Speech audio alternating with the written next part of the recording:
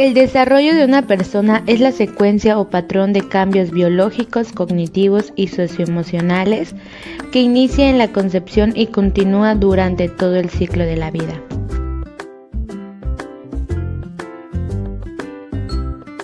Los procesos biológicos producen cambios en el cuerpo del niño y son la base del desarrollo cerebral. Ejemplos de procesos biológicos: aumenta el peso y la estatura, se perfeccionan las habilidades motoras, como correr, saltar, esquivar o trepar, y se producen cambios hormonales en la pubertad. Los procesos cognitivos son cambios en el pensamiento, inteligencia y lenguaje. Ejemplos de procesos cognitivos: memorizar un poema o lograr entender cómo se resuelve un problema matemático. Los procesos socioemocionales incluyen los cambios en la relación con los demás, cambios en las emociones y en la personalidad.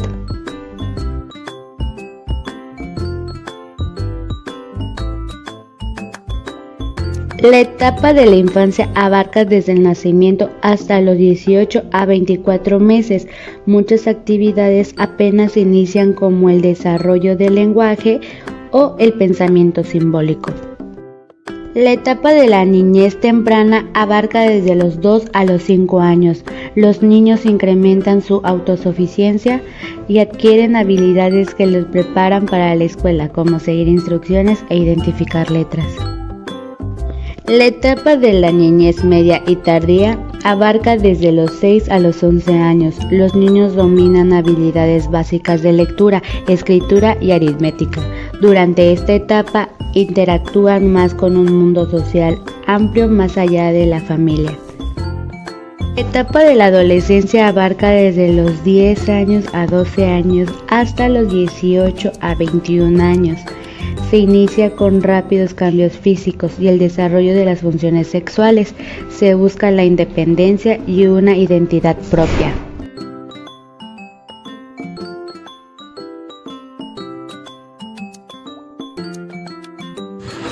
Los científicos pensaban que los genes determinaban cómo estaba conectado el cerebro. Según esta opinión, cada quien tenía sin remedio el cerebro que le concedieron sus genes. Sin embargo, esta visión del cerebro resultó ser errónea. Más bien, el cerebro tiene plasticidad y su desarrollo depende de los contextos y las experiencias.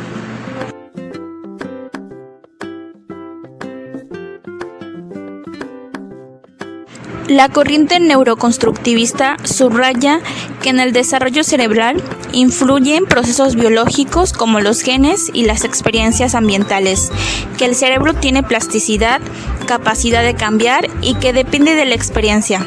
Su desarrollo está vinculado al desarrollo cognitivo. Estos factores dificultan o impulsan la adquisición de habilidades cognitivas, como la atención, la memoria o el razonamiento.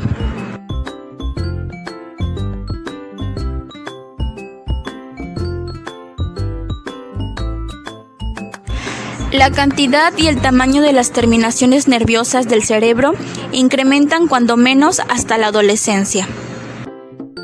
Parte del aumento del tamaño se debe a la mielinización, proceso por el que numerosas neuronas quedan recubiertas por una capa de mielina. La mielinización acelera la velocidad a la que se transmite la información por el sistema nervioso. La mielinización de las zonas cerebrales que son importantes para dirigir la atención no está completa sino hasta los 10 años. Las implicaciones para la enseñanza son que los niños tienen dificultades para dirigir y mantener la atención durante gran parte de la niñez temprana. El mayor número de mielinización que ocurre en los lóbulos frontales del cerebro, donde se produce el pensamiento y el razonamiento, tiene lugar durante la adolescencia.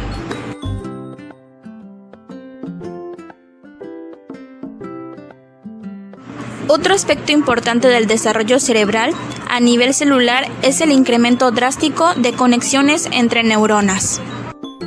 Las sinapsis son pequeños espacios entre neuronas en las que se establecen las conexiones entre estas. Durante los primeros años de vida, el número de conexiones neuronales es aproximadamente el doble que en la etapa adulta, permitiendo a bebés y niños adquirir rápidamente nuevos aprendizajes a medida que crecen y exploran el mundo. Los niños tienen muchas más neuronas y sinapsis de las que son funcionalmente necesarias. Este elevado número de sinapsis se va reduciendo con la poda sináptica. Durante el proceso de la poda sináptica, las zonas cerebrales que no se utilizan pierden conexiones sinápticas, en tanto aquellas que sí se usan adquieren nuevas conexiones.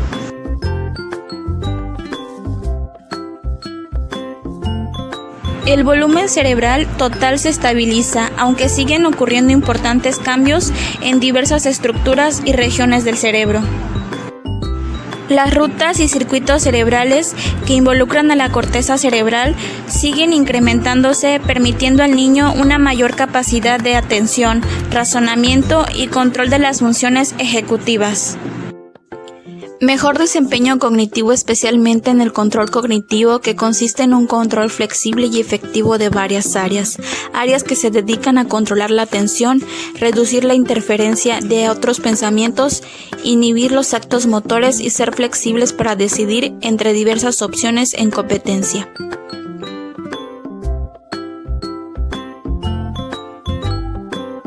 Al final de la adolescencia hay menos conexiones neuronales, más selectivas y eficaces.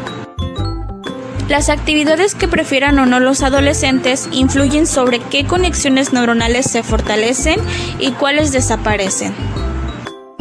Varios científicos descubrieron que el cerebro de los adolescentes pasa por importantes cambios estructurales.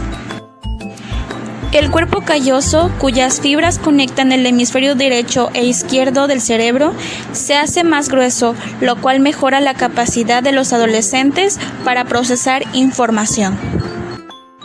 El sistema límbico, que es la sede de las emociones y donde se perciben las gratificaciones, madura mucho antes que la corteza prefrontal.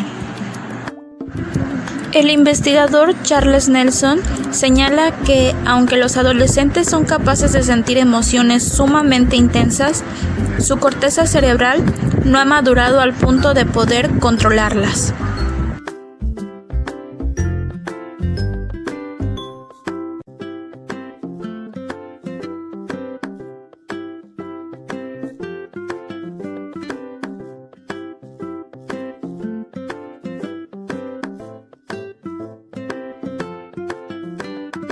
A medida que el niño trata de construir una concepción del mundo, el cerebro crea esquemas.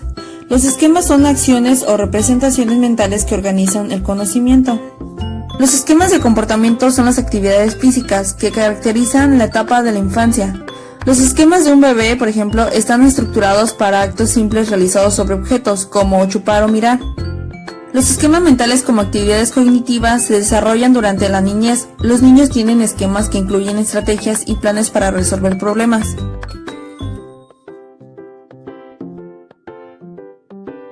Para explicar la manera en que los niños usan y adaptan sus esquemas, Piaget formuló dos conceptos, la asimilación y acomodación. La asimilación ocurre cuando el niño incorpora nueva información a esquemas preexistentes. La acomodación ocurre cuando el niño ajusta sus esquemas para adaptarlos a información y experiencias nuevas. Para que el mundo tenga sentido, los niños deben organizar cognitivamente sus experiencias. La organización consiste en agrupar comportamientos y pensamientos aislados a un sistema de nivel más complejo. Piaget propuso el concepto de equilibrio, para explicar de qué manera los niños pasan de una etapa de pensamiento a otra. Los niños pasan de una etapa de pensamiento a la siguiente. Este cambio ocurre a medida que los niños experimentan conflictos cognitivos o desequilibrio, para tratar de comprender el mundo. Finalmente se resuelve el conflicto y llegan a un balance o equilibrio del pensamiento. El resultado de estos procesos es que los individuos pasan por 4 etapas de desarrollo. Una forma diferente de comprender el mundo hace que una etapa sea más avanzada que la anterior.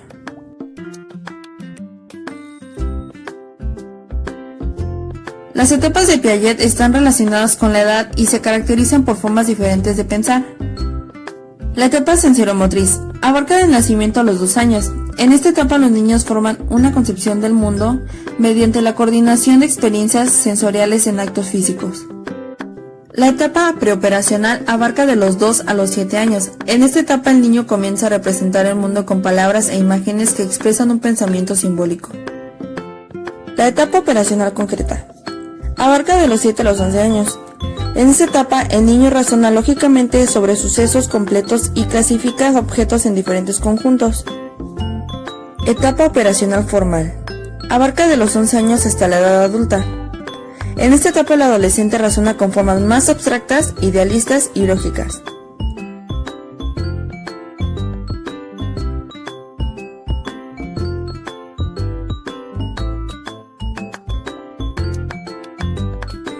El pensamiento preoperacional puede dividirse en 2 etapas, de la función simbólica y del pensamiento intuitivo.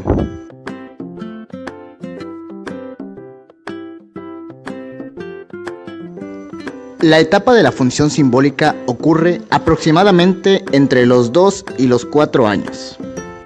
Adquiere la capacidad de representar de manera manual un objeto que no está presente.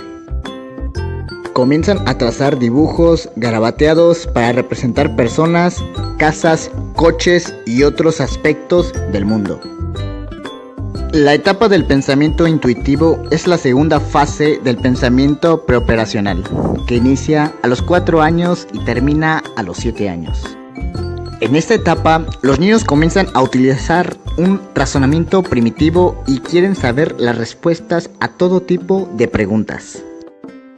Los niños se muestran muy seguros de sus conocimientos y comprensión. Sin embargo, no saben lo que saben. Una de las características del pensamiento preoperacional es la llamada centración, que consiste en focalizar la atención en una característica y excluir la demás. Los niños piensan en un plano distinto al de los mayores. Estas son algunas estrategias que facilitan el desarrollo del pensamiento de los pequeños. Número 1. Pida a los niños que comparen. Número 2. Hagan que los niños experimenten con operaciones de ordenamiento. Número 3. Pida a los niños que dibujen escenas con perspectiva. Número 4. Construyan un plano inclinado. Hagan rodar canicas en distintos tamaños y por último pedir que comparen las velocidades con las que las canicas llegan hasta el final. Esto les ayudará a comprender el concepto de velocidad. Número 5. Pida a los niños que justifiquen sus respuestas basadas en conclusiones.